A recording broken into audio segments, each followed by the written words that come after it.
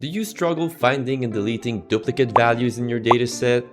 Well, in this video, I will show you the best and fastest way to delete duplicates in your dataset. What's up, party people? I'm Dave. I'm a CPA. I go by Piggy Bank Accountant. I've been working with Microsoft Excel for more than 10 years. And without further ado, let's dive deep into it. I have a data set to the left here, and I use the conditional formatting to highlight the duplicate cells, and I put them in yellow. And now what I want to do is to remove these duplicates to have a clean data set. So the best way to do this is actually to use the unique function equal unique, and then you take your data set.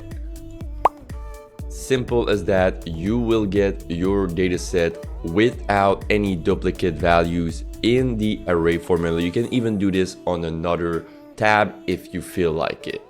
I made a video right here that covered 2 more ways to remove duplicates in your dataset, just in case you don't have Excel 365. If you enjoyed this video, make sure you hit the subscribe button for more content like this. Peace!